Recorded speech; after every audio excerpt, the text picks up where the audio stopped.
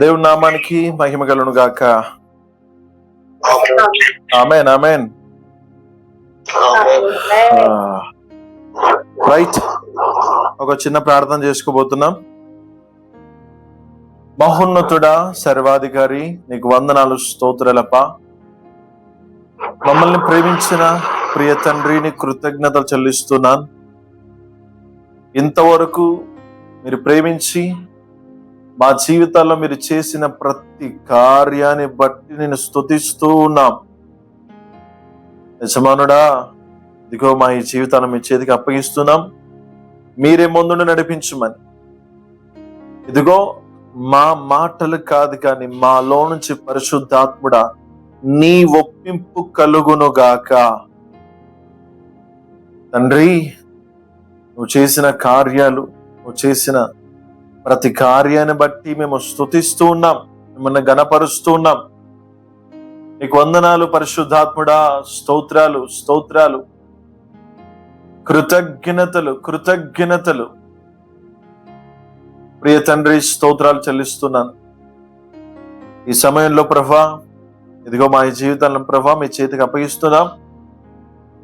మీరే మహిమ ఘనత ప్రభావం పొందుకోండి. అపోస్తులతో మీరు చెప్పిన మాట, భూదిగంతముల వరకు నువ్వు నా సాక్షులై మీరు ఉంటారని మీరు సెలవిచ్చారు కదా. అదే వాగ్దానం మా జీవితాల్లో నెరవేర్చబడును గాక. మమ్మల్ని మీ చేతి సమర్పించుకుంటున్నాం, మీరే మహిమ పొందమని యేసు నామములో అడుగుతున్నాను తండ్రి. ఆమేన్. Thank you holy spirit. Right,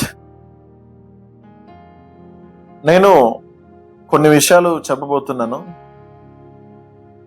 అదేంటంటే, ప్రతి జీవితం,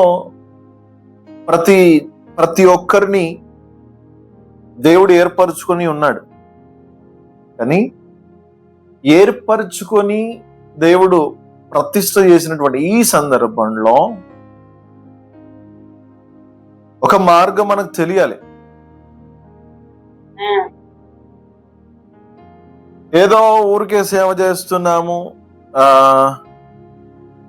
నేను సేవకు వచ్చాను, నేను మాస్టర్ సర్టిఫికేట్ పొందాను, నేను ట్రైన్ అప్ అయ్యాను, నేను సువార్త చేస్తున్నాను, నేను పాటలు పాడగలను, లేదంటే నేను వాక్యం చెప్పగలను. ఇది ఓకే ఓకే ఓకే. కానీ ప్రాముఖ్యంగా మనకు తెలియాలి ఏంటి తెలుసా? పిలిచిన దేవుడి పైన మనం ఆధారపడుతున్నామా, లేక మనకు నచ్చినట్లుగా మన ఉద్దేశాల ప్రకారంగా మనం నడుస్తున్నామా అనేది. చూడండి, అబ్రహాముని మనం చాలా సందర్భాలు తీసుకుంటాం. ఏంటి తెలుసా? అబ్రహాము ఎలా ఆశీర్వదించబడ్డాడు, ఆయన ధనవంతుడు, ఆయన నీతిమంతుడు, దేవుడితో ముఖాముఖిగా సంభాషణ చేసిన వ్యక్తి, లేక ఆయన ధనవంతుడుగా మార్చబడ్డాడు, అన్ని యుద్ధాల్లో జయం పొందాడు. ఓకే, కానీ అబ్రహాము చేసిన త్యాగాన్ని మనం జ్ఞాపకం చేసుకోవాలి. అబ్రహాం చేసిన సమర్పణను జ్ఞాపకం చేసుకోవాలి. ఓకే, సేమ్ నువ్వు ఫైనాన్షియల్గా కానీ ఆత్మీయంగా కానీ ఇక అన్ని విధాలుగా నువ్వు ఆశీర్వదించబడాలి, లేక దేవుడి కొరకు నువ్వు రేపబడాలి అని అంటే కొన్ని ఖచ్చితంగా మనం పాటించాలి. హల్లెలూయా. నేను నా టెస్టిమనీ లోకి రాబోతున్నాను. ఎందుకంటే చూడండి, మనము ఆయిల్ ఈరోజు మనం వంటలోకి వేసుకుంటున్నాం, కానీ ఆయిల్ మన దగ్గరికి రావడానికి ఎంత కష్టముందో మనకు తెలియదు. ఈరోజు మనం రైస్ తింటున్నాం, అది దాని వెనక ఎంత కష్టం ఉందో అది తెలియాలి ఖచ్చితంగా. హల్లెలూయా. చూడండి, నేను 17 సంవత్సరాల్లో దేవుడు నన్ను రక్షించుకున్నాడు. 17 సంవత్సరాల్లో ఆయన నన్ను ఎరిగాడు, నన్ను రక్షించాడు, పాపం నుంచి సంపూర్ణంగా విడిపించాడు. హల్లెలూయా. నేను ఒక రెస్టారెంట్ లో టేబుల్ తుడిచే పని చేసేవాడిని, నేను లేక సప్లై చేసేవాడిని. చూడండి, అలాంటి సందర్భంలో నేను ఉంటుండగా ఒక తమ్ముడు నా ఫోన్ తీసుకొని ఒక పాట డౌన్లోడ్ చేశాడు.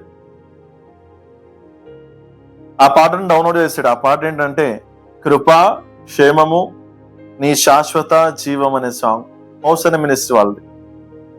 ఆ సాంగ్ నేను విన్నప్పుడు నాలో ఒక తెలియని విశ్వాసం, ఆ కదలిక నాలో ప్రారంభించబడింది. ఆ రోజు నుంచి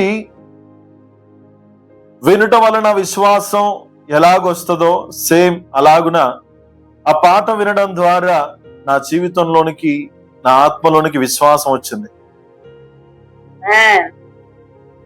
అలాంటి సందర్భంలో నేను ఒక సందర్భంలో ఓసన మినిస్ట్రీ వారు మా ఊర్లో బర్త్డే కూడిక జరపడం జరిగింది.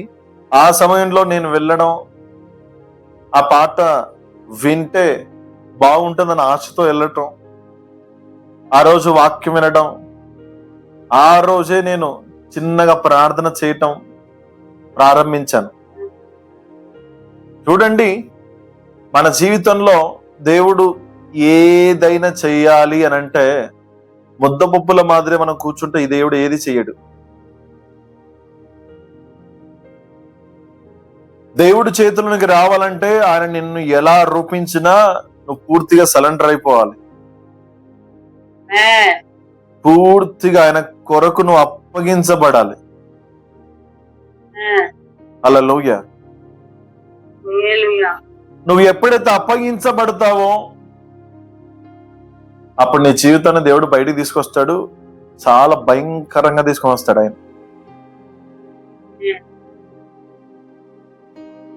దేవుడు సేవకు పిలిచాడు. నేను అప్పటికి సొంతంగా టీ స్టాల్ పెట్టాను, టీ స్టాల్ బిజినెస్ స్టార్ట్ చేశాను. ఆ సమయంలో దేవుడు అన్నాడు, నేను ఒకటే మాట అన్నాను, అయ్యా ఇది నా కోసం ఏం కాదు, నువ్వు పిలిస్తే నేను రావడానికి సిద్ధంగా ఉన్నాను అని. కానీ ఆ సమయంలో దేవుడు మాట్లాడినాడు. రాత్రికి రాత్రి నాకున్నదంతయు విడిచిపెట్టేసి దేవుడి సేవ కొరకు ముందుకొచ్చాను. నా ఎదుట ఎన్నో ఆప్షన్స్ ఉన్నాయి. ఒక పక్క బిజినెస్, ఒక పక్క కుటుంబం, ఒక పక్క నా సొంతంగా నేను లైఫ్ కొనసాగించడానికి అవకాశం ఉంది. ఎన్నో అవకాశాలు. ఆ అవకాశాల మధ్యలో నాకు శ్రేష్టమైన అవకాశం ఒకే ఒకటి, దేవుడు పిలుపుని ఎంచుకొని ఆ 19 సంవత్సరాల్లో దేవుడి కొరకు సమర్పించుకున్నాను. చూడండి, నాకు అసలు కష్టం అంటే ఏంటి, బాధ అంటే ఏంటి అసలు నాకు తెలియదు. అవేమి తెలియని సమయంలోనే నేను సేవకు వచ్చాను. సేవకు వచ్చేటప్పుడు ఏదో బట్టలు నాశించి, తిండి నాశించి, డబ్బు నాశించి, హోదా నాశించి వచ్చిన వ్యక్తిని కానే కాదు నేను. చావైనా బ్రతకైనా నా దేవుడి కోసం బ్రతకాలి, అదే తీర్మానంతో వచ్చాను. 2 సంవత్సరాలు ఇదే కర్నూల్లో ధర్మపేటలో ఇల్లు తీసుకొని 5 నెలలు 6 నెలలు ఒక చిన్న గదిలో ఉండేవాడిని నేను. ఎవరి సపోర్ట్ లేకుండా, ఎవరితో ఒక్క రూపాయి తీసుకోకుండా, నిజం చెప్తున్నానండి, ఒక వ్యక్తిని దేవుడు ఊరికే ఆశీర్వదించాడు. అబ్రహామును దేవుడు ఊరికే ఆశీర్వదించలేదు, దాని వెనక కష్టం. హల్లెలూయా. దేవుడు సేవ చేయటానికి మనం చాలా చాలా సందర్భాల్లో దొడ్డిదారులు ఎత్తుకుంటాం, మనకు నచ్చిన మార్గాలను ఎంచుకుంటాం, కానీ అది కరెక్ట్ కాదని నేను అంటాను. దేవుడు ఎలా ట్రైనింగ్ ఇచ్చాడంటే, నాకు మామూలుగా ట్రైనింగ్ అవ్వలేదు ఆయన, నాకు వ్యక్తిగతంగా ట్రైనింగ్ ఇచ్చాడు ఆయన. జీవితంలో నేను మర్చిపోలేను ఆ ట్రైనింగ్ ని. హల్లెలూయా. అదే రూమ్ లో ప్రార్థన చేసుకునేవాని,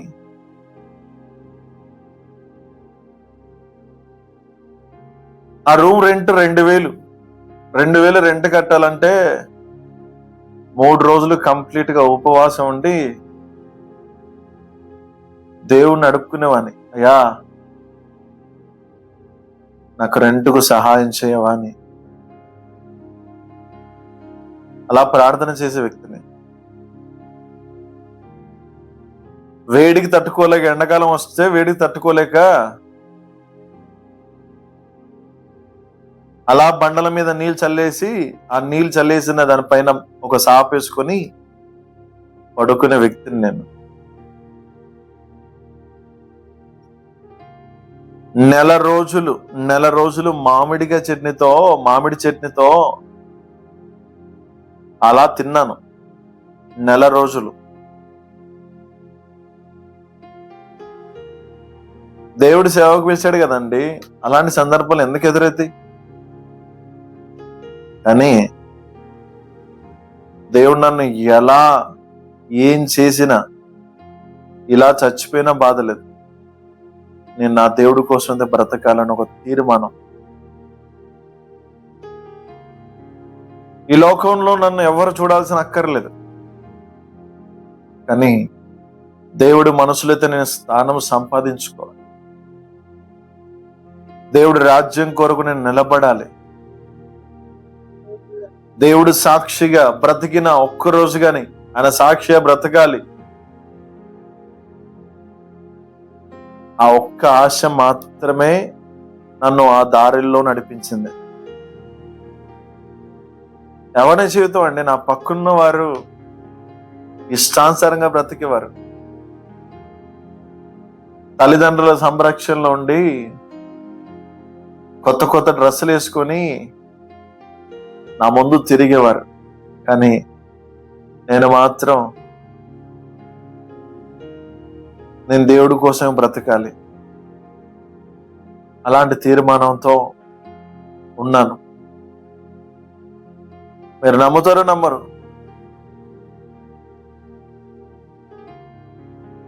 ఆ సందర్భంలో కనీసం పెరుగు ప్యాకెట్ తెచ్చుకోవడానికి కూడా 10 రూపాయలు ఉండే స్థితి కాదు నాది. నా ఫోన్ పేలో నేను స్క్రీన్ షాట్ తీసి పెట్టుకుని ఉన్నాను. ₹2.50 ఫోన్ పేలో ఉండేది.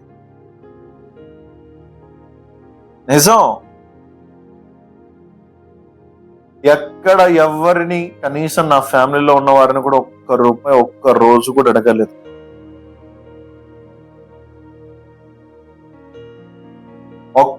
ఒక్కరిని కూడా అడగలేదు.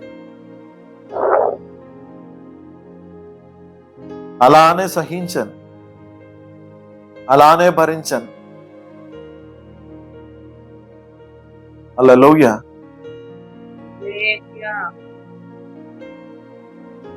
కానీ దేవుడు ఎన్ని మార్గాలు నడిపించిన తర్వాత ఇక్కడ రెంట్ ఎక్కువైతుందని చెప్పేసి తాండ్రపాటులో ఒక ఇల్లు తీసుకున్నాను. ఎంత? 1500. కనీసం ఒక 500 అయినా సేవ్ అవుతాయి కదా అని తాండ్రపాటు ఇల్లు తీసుకున్నాను. సేమ్ అప్పుడు కూడా అదే పరిస్థితి.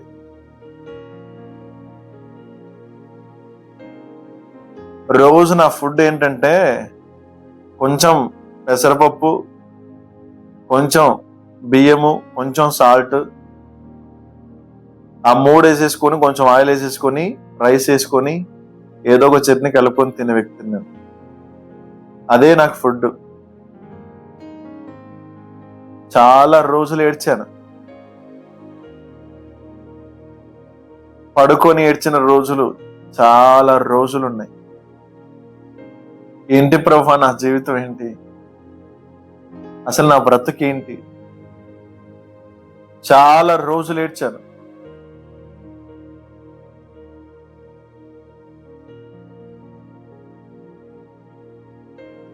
ఒక సమయంలో కొన్ని సందర్భాల్లో బండిలో పెట్రోల్ అయిపోతే నెట్టుకుంటూ వెళ్ళిన రోజులు. హల్లెలూయా. సేవ అంటే లగ్జరీ కాదు, సేవ అంటే పేరు ప్రఖ్యాతులు కాదు. హల్లెలూయా. చూడండి, ఒక సందర్భంలో నేను కొండ మీద ప్రార్థన చేయడానికి వెళ్ళాను. కనీసం తినటానికి ఏమి లే, బియ్యం కూడా. అలానే 3 రోజులు కంప్లీట్ గా నీళ్ళు తాగి పడుకొని అలా ఉన్నాను. నిజం, నీళ్ళై పడుకొని ఉన్నాను.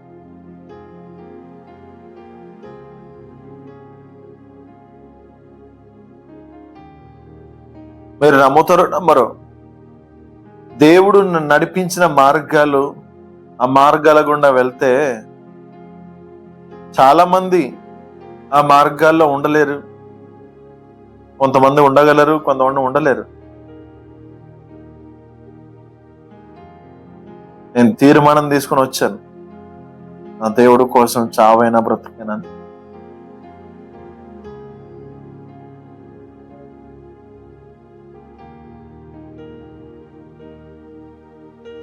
ఒక సమయంలో కొండ మీదకి ప్రార్థన చేయడానికి వెళ్తే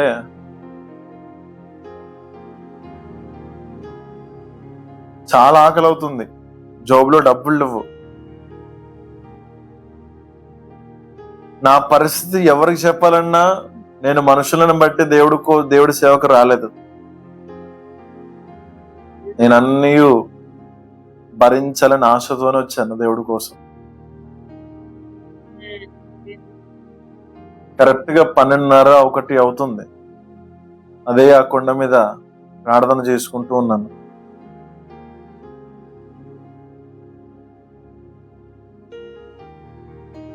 ఆకలి అవుతుంది.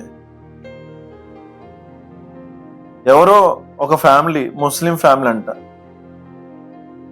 తినేసి ఆ ప్యాకెట్లు వాళ్ళు తినేసి అలా పాడేసి వెళ్ళిపోయారు. ఆకలి తట్టుకోలేక అక్కడ ఒక కుక్క ఆ ప్యాకెట్లోనే తింటూ ఉన్నది. దానిని అలా తోలేసి ఆ ప్యాకెట్ తీసుకుని ఆ రైస్, బిర్యానీ రైస్ ఉన్నది దాంట్లో, అది తిన్న వ్యక్తిని నేను.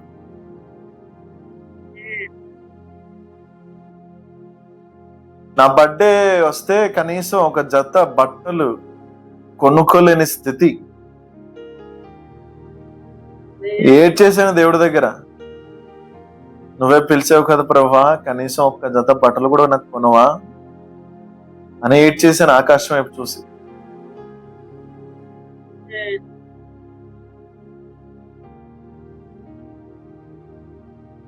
చెప్పులు లేకపోతే సికింద్రాబాద్ లో 100 రూపాయల చెప్పులు తీసుకొని అలా అదే చెప్పులతో నడుస్తూ ఉన్నాను. ఒక సమయంలో గుంటూరులో ఒక మీటింగ్కి వెళ్ళాను, మధ్యలో తెగిపోయాయి. ఫెవికిక్ అతికించుకొని అదే చెప్పులతో మీటింగ్కి వెళ్ళాను. బట్టలు లేకపోతే పాత బస్ స్టాండ్ లో సెకండ్ హ్యాండ్ బట్టలు తెలుసు కదా, పాత బట్టలు, ఆ ఒక 2 జతలు తీసుకున్న వ్యక్తిని నేను. చూడండి, ఇన్ని పరిస్థితుల గుండా వెళ్ళాను, కానీ ఆ పరిస్థితియే నన్ను ఆశీర్వాదంలోనికి నెట్టివేసింది. హల్లెలూయా. ఎప్పుడు కూడా ఎండాకాలం ఉండదండి, ఓన్లీ 3 నెలలు మాత్రం ఉంటది ఎండాకాలం. ఎప్పుడు వానకాలం ఉండదు, ఓన్లీ 3 నెలలు మాత్రమే ఉంటది. చలికాలం సంవత్సరం అంతా ఉండదు, ఓన్లీ 3 నెలలు మాత్రం ఉంటది. కానీ ఒక సమయం వచ్చింది, నన్ను దేవుడు ఆశీర్వదించడం ప్రారంభించాడు. ఆయన చిత్తమైనటువంటి దర్శనంలోనికి తీసుకొచ్చాడు. ఆయన ఉన్నతమైనటువంటి ప్రణాళికలోనికి తీసుకొచ్చాడు. హల్లెలూయా. చూడండి, దేవుడు ఒక వ్యక్తిని ఆశీర్వదిస్తే ప్రపంచంలో ఎవ్వరూ ఆపలేరు.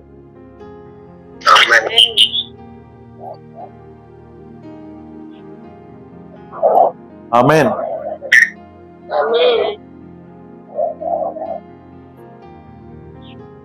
నేను ఆ పరిస్థితుల్లో ఇక నాకెందుకు సేవ, ఎందుకు ప్రశాంతంగా నేను వంటలు చేయగలనంటే నేను అన్ని వంటలు చేస్తాను. వంట మాస్టర్గా ఏదో ఒక రెస్టారెంట్ లో నేను జాయిన్ అయినా కనీసం ఒక 20-30 వేలు వస్తాయి, చేయగలను.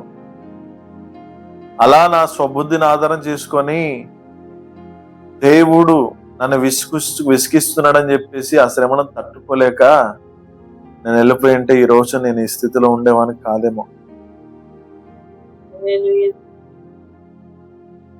అన్నం లేక బాధపడుతూ ఒక అనాథగా బ్రతుకుతూ ఎందుకు ఈ జీవితం, ఎక్కడో చోట ఒక అనాథాశ్రయంలో ఉండడం బెటర్ కదా అని చెప్పేసి వెళ్ళిపోయింటే ఈ రోజు నేను ఈ స్థితిలో ఉండేవాని అస్సలు కానే కాదు. కానీ అది కరువైనా, కష్టమైనా, ఖడ్గమైనా, ఏదైనా కూడా ఆయన ప్రేమనే ఆకర్షించింది నన్ను. నాకు ఆయన ప్రేమ ఎదుట ఏ కష్టం అది కష్టంగా అనిపించలేదు నాకు.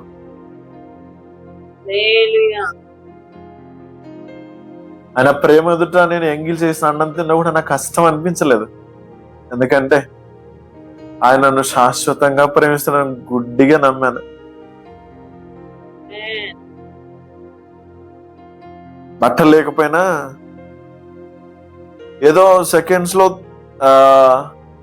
పాత బట్టలు 50 రూపాయలు ఒక షర్ట్ అలా తీసుకున్నా కూడా నాకేం బాధ అనిపించలేదు. అంతటి ఎదుట ఆయన ప్రేమ నాకు గొప్పదనుకున్నాను. చూడండి, యవ్వన ప్రాయంలో చిన్న వయసులో అన్నిటిని ఎదుర్కోవటానికి దేవుడు ఒక్కడే శక్తినిచ్చాడండి. నిజంగా ఆయనకే మహిమ కలుగును గాక. దేవుడు ఒక సమయం వచ్చింది, నన్ను ఆశీర్వదించడం ప్రారంభించాడు. కనీసం నేను ఇంటి రెంట్ కట్టుకోవటానికి కూడా టెన్షన్ పడకుండగా, దేనికి అసలు టెన్షన్ లేకుండగా నా కోసం ఒక అద్భుతమైన కుటుంబాన్ని దేవుడు ఇచ్చాడు. హల్లెలూయా. చూడండి, ఈ రోజు నేను ప్రశాంతంగా ఒక ఏసీ రూమ్ లో ఉంటాను.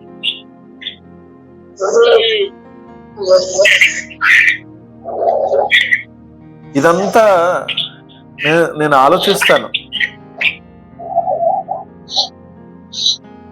ఒకప్పుడు వేడికి తట్టుకోలేక చాప కింద నీళ్ళు వేసేసుకొని చల్లగా ఉంటుందని పడుకున్న వ్యక్తిని కదా నాయన. నన్ను ఎంతగా మీరు ప్రేమించారా అని అనుకుంటాను. ఈరోజు నేను బట్టలు తీసుకోవడానికి కూడా నేను అప్పుడు బట్టలు ఇవ్వలేదని ఏడ్చేసాను. కానీ ఈరోజు నేను బట్టలు తీసుకోవాలని నా బర్త్డేకి ఒక 3 రోజులు 4 రోజుల క్రితమే అడిగేటట్టుగా బలవంతం చేసి మరి బట్టల షాపింగ్ మాల్ తీసుకుపోయేటట్టుగా దేవుడు చేశాడు. ఎంత అద్భుతం తెలుసా? ఒక జత కొనలేని నా స్థితిని కనీసం నా బర్త్డేకి ఒక 20,000 పెట్టి బట్టలు తీసుకున్నాను.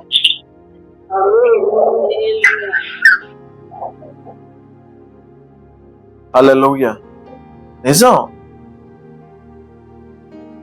ఒకప్పుడు నేను 100 రూపాయల చెప్పులుతో నడిచిన వ్యక్తిని ఈరోజు కనీసం ఒక 3-4 జతలు ఉంటాయి. అంతేగాక 3,500 పెట్టి ఒక కొత్త చెప్పులను దేవుడు ఇప్పించాడు. నిజమండి. దేవుడు చాలా అద్భుతమైన వాడు. ఆయన బండిలో పెట్రోల్ లేక దొబ్బుకొని నెట్టుకుని వెళ్ళిన వ్యక్తిని ఈరోజు ఎక్కడికి వెళ్ళినా మంచి కారు, 35 లక్షల కారులో ఆయన నన్ను తిప్పుతూ ఉన్నాడు. ఎంత అద్భుతమైన దేవుడు అంటే ఆయన కొరకు నిలబడే వ్యక్తుల పక్షాన ఖచ్చితంగానే నిలబడతాడు. అంత రోషం కలిగిన దేవుడు ఆయన. చూడండి, మీరు దేవుడు నడిపించే మార్గంలో ఏ మాట మాట్లాడకుండా మీరు నడవండి. మరి విశ్వాసాన్ని కాపాడుకోండి. నా స్థితిని మార్చిన దేవుడు మీ స్థితిని కూడా మారుస్తాడు. ఈరోజు చూడండి, నేను ఒకప్పుడు ₹2.50 నా ఫోన్ పేలు ఉండేది. కానీ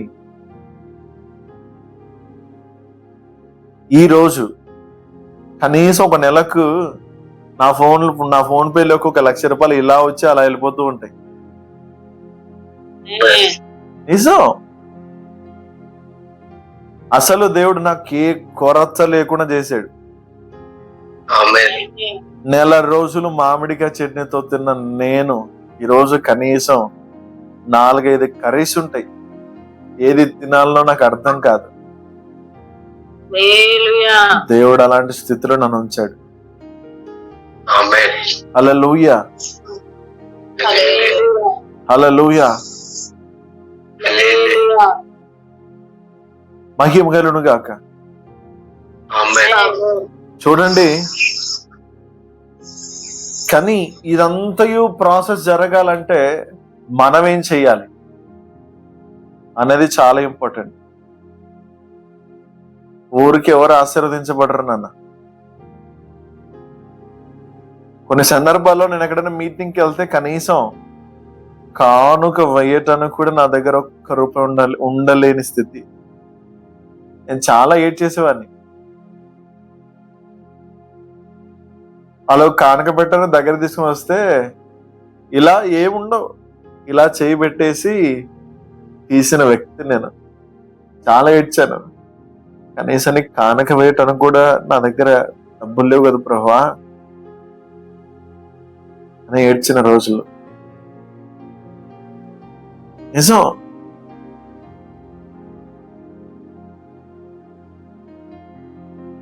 కానీ ఏ సందర్భమైనా దేవుడి కొరకు నిలబడాలి. నేను ఒకసారి సేవకుల మీటింగ్కి వెళ్ళానండి, రాజమండ్రి. నా దగ్గర కరెక్ట్ గా 600 ఉన్నాయి.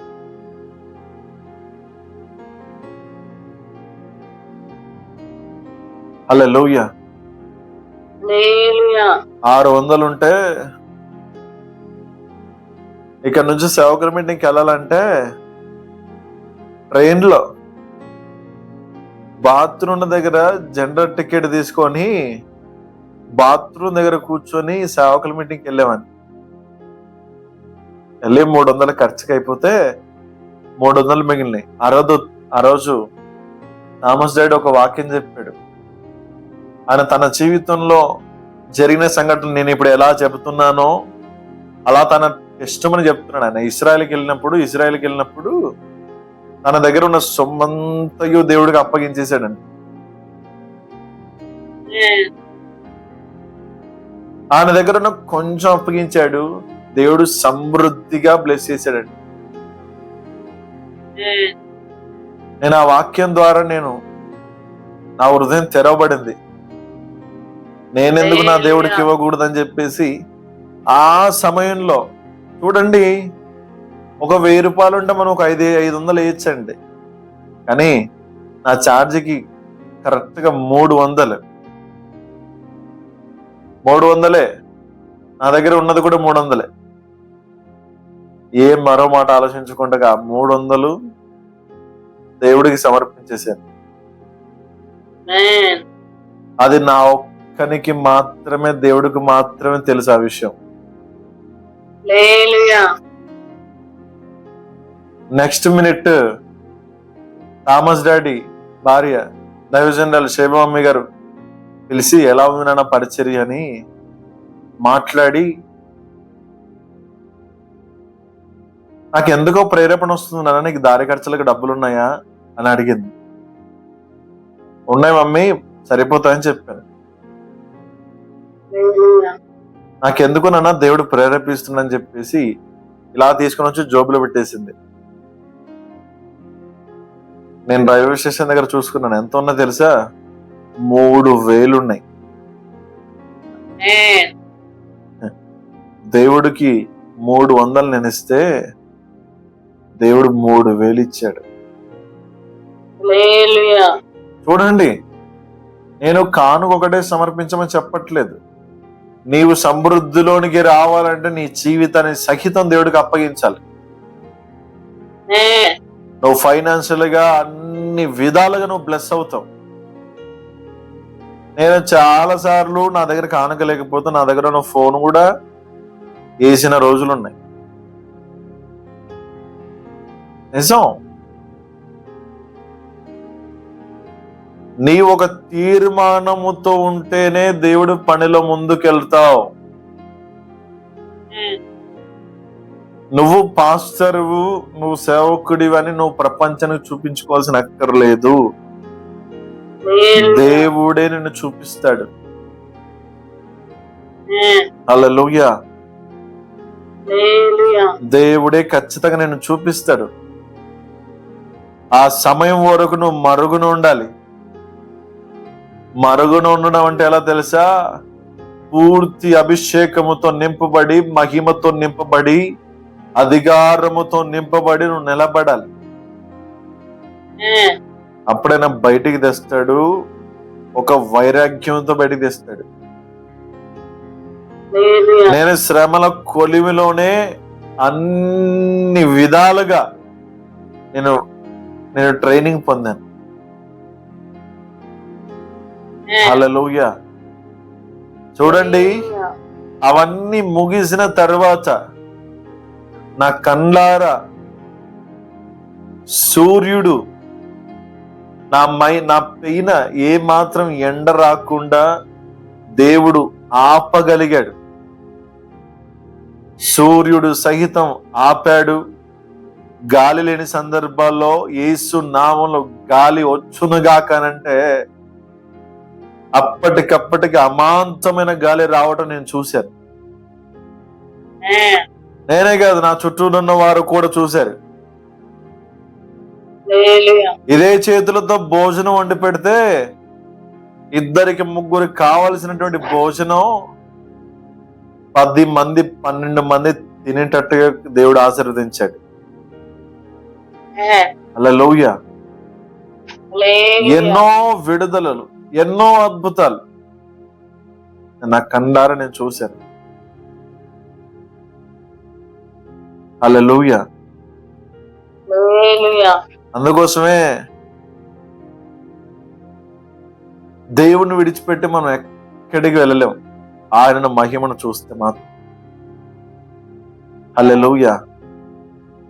నీ జీవితంలో నువ్వు దేవుడు నీ జీవితంలో కార్యములు జరగాలి అని అంటే నీ తీర్మానాన్ని బట్టియే, నీ సమర్పణను బట్టియే ఉంటుంది. నువ్వు దేవుడి కోసం నిలబడు, మహిమ కలిగిన కార్యాలు చూస్తావు, అద్భుత కార్యాలు చూస్తావు. హల్లెలూయా. చూడండి, ఈరోజు నీవు అలాంటి స్థితిలోనికి రావాలని దేవుడు ఆశపడుతున్నాడు. నువ్వు అలా ఉండడం దేవుడి చిత్తం కాదు. నువ్వు దేవుడి ద్వారా ఆల్రెడీ నువ్వు ఆశీర్వదించబడి ఉన్నావు. ఎప్పుడైతే ఆ ఫైనాన్షియల్ ఆ శాపం విరగొట్టబడుతుందో అప్పుడు నువ్వు అసాధారణమైన వ్యక్తిగా నువ్వు మార్చబడతావు.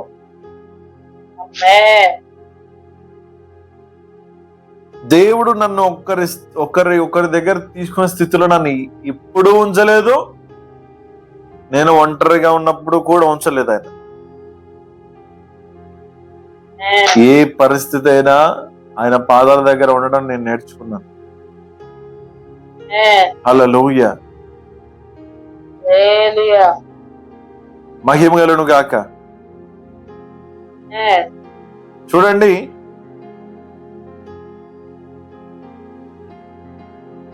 దేవుడు మన జీవితంలో చాలా చేయాలని ఆశపడుతున్నాడు. ఈరోజు మనం నిలబడటానికి సిద్ధంగా ఉన్నామా అనేది మన ప్రశ్న.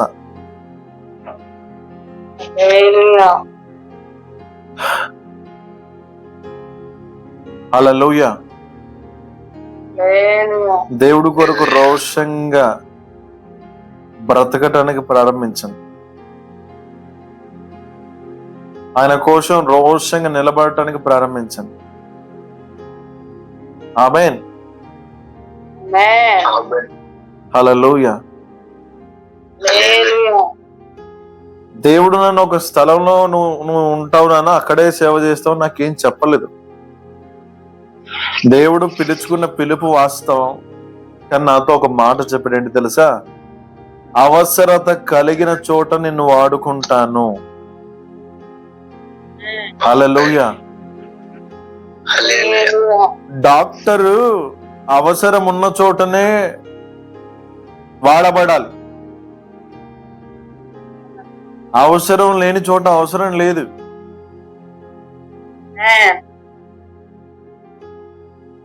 హల్లెలూయా. ఈరోజు మన జీవితాన్ని ఆయనకు సమర్పించుకుందాం. దేవుడు అద్భుతాలు జరిగించబోతున్నాడు. హల్లెలూయా. చూడండి, ఆ ఊబిలో నుంచి నేను బయటికి తీసుకొచ్చాడు దేవుడు. ఈరోజు మీరు కూడా ఆశీర్వదించబడాలి, మీరు ఆయన కొరకు రేపబడాలని దేవుడు ఆశపడుతున్నాడు. ఆమేన్. ఈరోజు ఎంతమంది సిద్ధంగా ఉన్నారు? సేవ అంటే ఏదో రావటం కాదు నన్ను.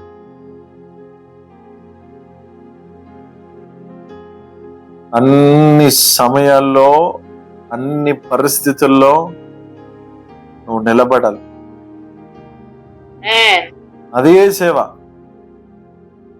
యేసుక్రీస్తు ఒక నిజమైన సేవ చేశాడు. ఏంటి తెలుసా? ఆయన నలగొట్టుటకు తండ్రికి ఇష్టమైందంట, నలగొట్టబడుటకు కూడా ఆయన ఇష్టపడ్డాడు.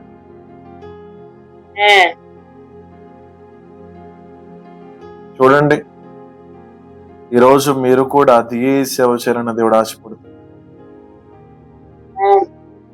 మీరు నిలబడండి. అలాగన దేవుడు మిమ్మల్ని ఘోరంగా అభిషేకిస్తాడు. హల్లెలూయా. దేవుడు ఇచ్చిన సాక్ష్యం మన హృదయాన్ని స్థిరపరచును గాక. ఆమేన్.